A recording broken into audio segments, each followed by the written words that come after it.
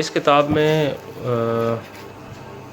جو میرے سامنے ہے آج کی کتاب جو ہے یہ شاہ قطب الدین ہاشمی قادری رحمۃ اللہ علیہ پہ لکھی گئی ہے، جو کہ میانی پنڈی میں واقع ہے، اور لکھنے والے ہیں رائے فصیح اللہ جرال صاحب۔ ماشاءاللہ انہوں نے بڑا تحقیقی قسم کا کام کیا ہے۔ اس کتاب میں انہوں نے شاہ صاحب کی جو ساری زندگی ہے نا اس کے حوالے سے ان کی جو یادیں ہیں، اور اس پہ ان کے جو چند اچھے واقعات ہیں بڑے اچھے طریقے سے انہوں نے لکھا ہے، بڑی محنت سے لکھا ہے۔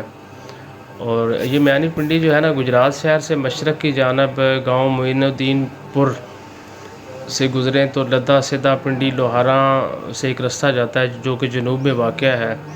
تو یہ دریائے چناب کے کنارے میانی پنڈی کے نام سے ہے۔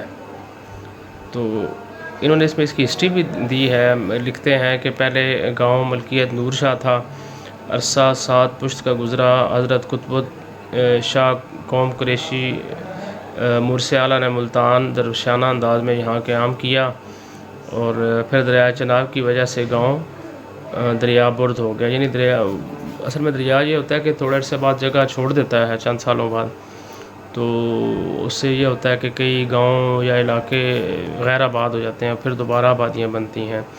تو مرثیہ اعلیٰ نے گاؤں کا نام اپنی گود پر میانی پنڈی مشہور کیا۔ حضرت قطب شاہ کا مزار میانی پنڈی میں ہے، ادھر ہی ہے۔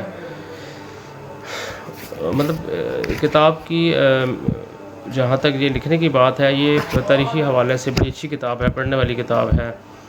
تو اس میں بڑے اچھے اچھے واقعات دیے ہوئے ہیں شاہ صاحب کے، اور ان کے آباء و اجداد کا جو ہے پورا وہ حوالہ دیا گیا ہے، شجرہ نسب جو ہے نا اس میں پورا دیا گیا ہوا ہے، اور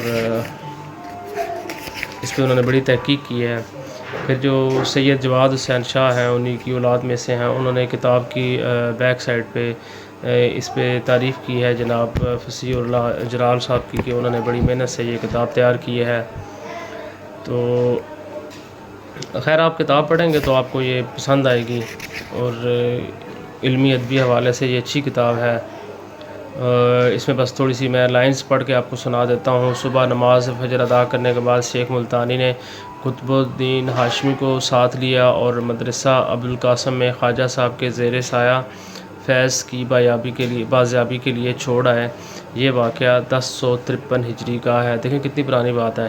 اطمینان پا کر شیخ محمد دریا واپس آبائی علاقہ ملتان کی ٹھانی گاؤں کٹھالہ سے گزرتے ہوئے وہاں کے لوگوں نے بہت برا سلوک کیا۔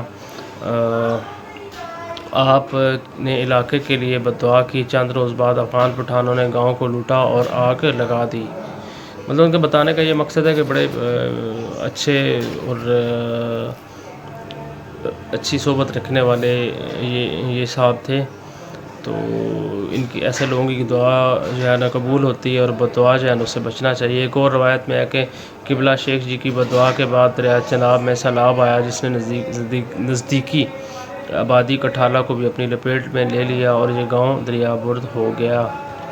تو اچھی کتاب ہے یہ کتاب جو ہے نا تقریباً 56 پیجز پہ مبنی ہے، 56 پیجز ہیں اس کے۔ ٹھیک ہے جناب، تو ضرور پڑھیے گا۔ انشاءاللہ اگلی کتاب کے ساتھ پھر حاضر ہوں گے۔ جزاک اللہ۔